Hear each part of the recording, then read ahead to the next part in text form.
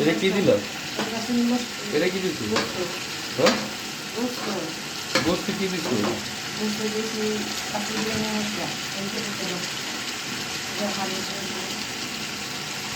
কাচ্চি বিরিয়ানি মশলা কোনটা?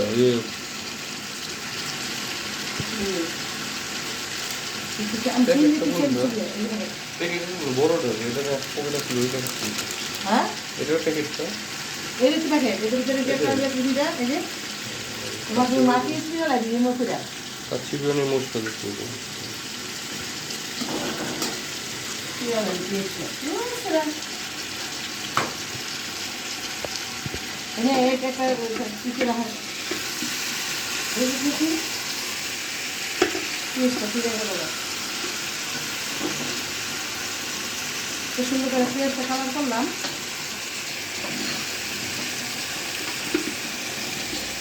গোস্ত সাইজ এত বড় বড়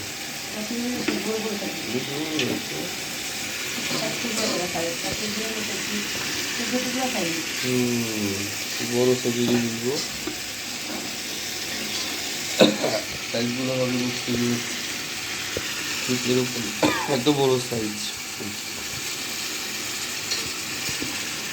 সাইজগুলো দেখে শান্তি এটা কি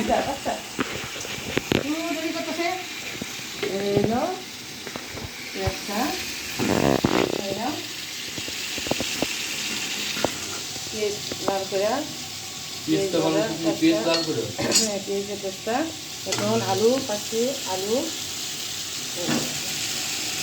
আলু মাছ করছে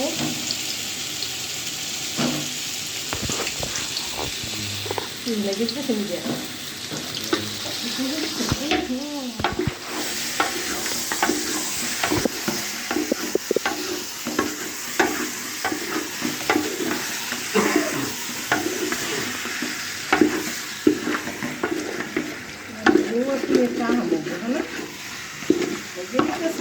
লাগলে তো সব বানাই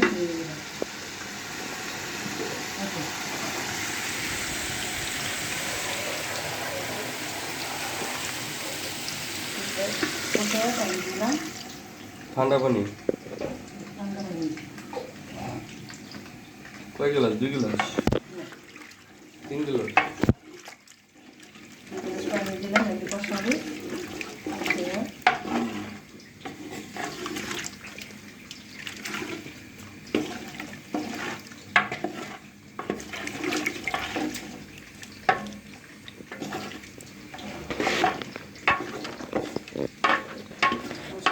টক দই দিছি মশলা কোনটা টক দই দিছি এর ভিতরে কি কি দেওয়া হয়েছে?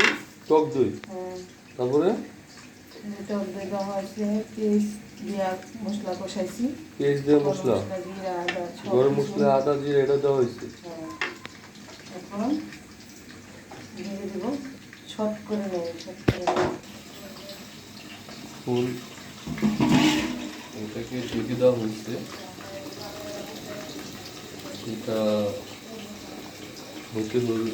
হতে থাকবে হ্যাঁ গরম হতে থাকবে এটা একটা ভাপ আসবে ভাপ আসার জন্য এটাকে ঢেকে দেওয়া হচ্ছে এ পাশেও এটাকেও একটু লাল করার জন্য তেল দিয়ে হ্যাঁ হালকা তেল দিয়ে এটাকে ভাজানো হচ্ছে ঢেকে দেওয়া হচ্ছে যাতে এটা একটু লাল হয়ে আসে আর এই পেঁয়াজগুলোকে এই পোলাওটা হওয়ার সাথে বস্তুটা হওয়ার সাথে সাথে দিয়ে দেওয়া হবে এখানে আছে আমার চাল এতে হচ্ছে কাচ্চির চাল আর এখানে হচ্ছে আপনার মটরশুঁটি এই মটরশুঁটিটাও দিয়ে দেওয়া হবে যখন এই কাজগুলো হয়ে যাবে হ্যাঁ গোস্তের একটা ভাব চলে আসবে তখনই এই সবগুলো উপকরণ একসাথে দিয়ে দেওয়া হবে যে আমরা এই টপিকটা করি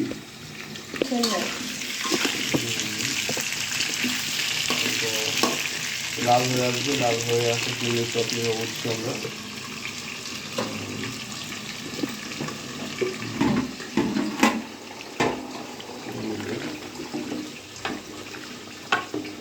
গরম পানিতে টকবক করছে গোস্তগুলো।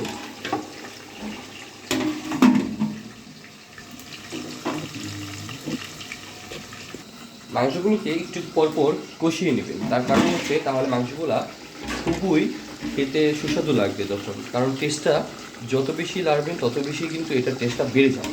আর এর আগে একটা কথা বলিনি, কথাটি হচ্ছে আপনারা আজকে ঈদ উল ফিতরের প্রথম দিন এই উপলক্ষে কী কী রান্না করেছেন আমাদেরকে একটু জানাবেন।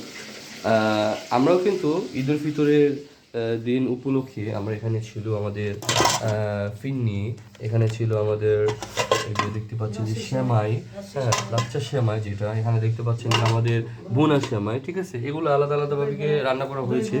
তাছাড়াও আছে আপনাদের আমাদের যে পুরান ঢাকার বিখ্যাত দই বড়া, যে দই বড়াটা দেখলে একটু লোভনীয়, দেখতে পাচ্ছেন যে কত সুন্দর চমৎকারভাবে রান্না করা হয়েছিল দই বড়াটি।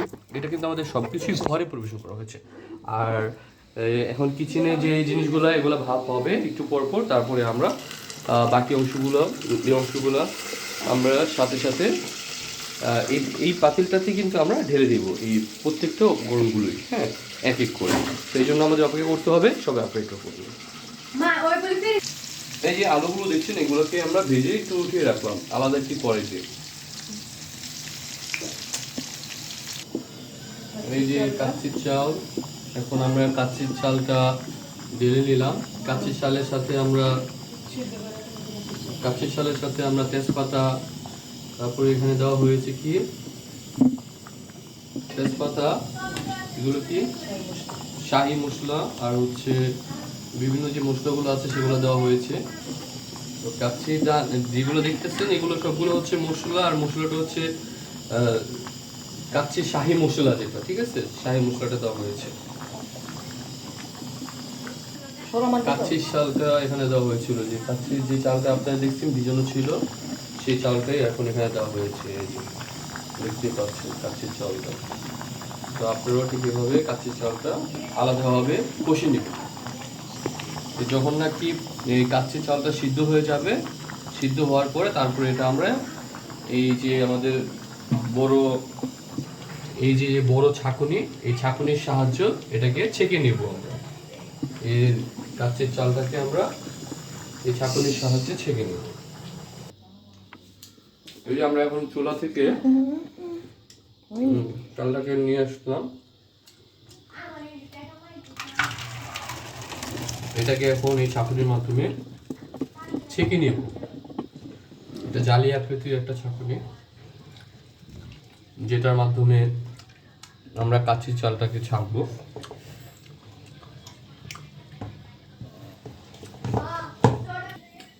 ছাঁকা শেষ হয়ে গেলে তারপরে আমরা কি করব, এটাকে আমরা আমাদের যে মাংসের যে পাতিলটা ছিল যেটাতে আমরা রান্না করেছিলাম সেটার মধ্যে ঢেলে দেব। দেখতে পাচ্ছেন এই ঝরঝরে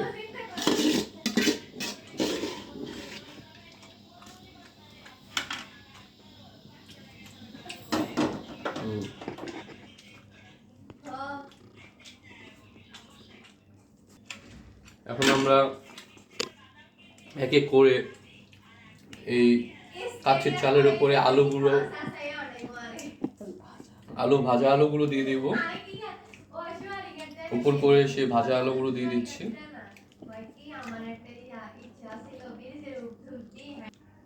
আলুর সাথে যে তেলগুলো আছে এটাও দিয়ে দিলাম যাতে একটু স্বাদ থাকে ভালো মতোই। এবার দিয়ে দিচ্ছি হচ্ছে মটরশুঁটিগুলো, যে মটরশুঁটিগুলো ছিল, সাথে আছে কাঁচামরিচ, চিলি। তো চিলিটা আপনার পরিমাণ অনুযায়ী দিবেন। আপনারা যারা ঝাল কম বেশি, ঝাল যাদের পছন্দ বেশি তারা বেশি দিবেন, যারা কম খেতে ভালোবাসেন তারা কম ঝাল দিবেন। এরপরে আমরা এই যে আমাদের এই মাংসগুলো আছে সেগুলো এই আলুর উপরে চারপাশে দিয়ে দেব। দেখতে পাচ্ছেন যে কিছুটা আলুর উপরে পড়েছে, কিছুটা কাচ্চি চালের উপরে পড়েছে। দিয়ে দেবো হচ্ছে আমরা পেঁয়াজ ভাজা, যে যেটা পেঁয়াজটা ভাজা, এটার সাথে আবার কিশমিশ মিশ্রিত করা আছে, এই কিশমিশগুলো সাথে দিয়ে দেব।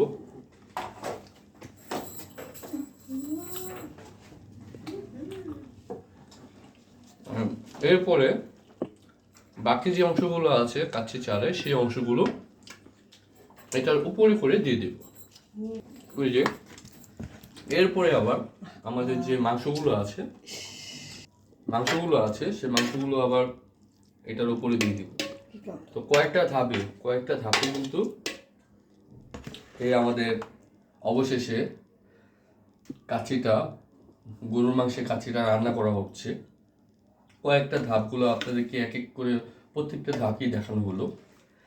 আর এটা যখন এখন দম হয়ে যাবে তখনই তৈরি হয়ে যাবে গরুর মাংসের কাচ্চি, অর্থাৎ মিট কাচ্চি যেটাকে আমরা বলি সাধারণত। তো কাচ্চিটা রান্নার পরিবেশনটা আমরা আপনাদেরকে একটু পরে দেখাবো আবার, যে এটা কতক্ষণে দম হয়। এটা ঠিক এভাবে রাখার পরে প্রায় 1 ঘন্টা পর্যন্ত এটা দমে থাকবে। 1 ঘন্টা পর্যন্ত দমে থাকার পরেই এটা অবশ্যই পুরোপুরি রেসিপিটা তৈরি হয়ে যাবে।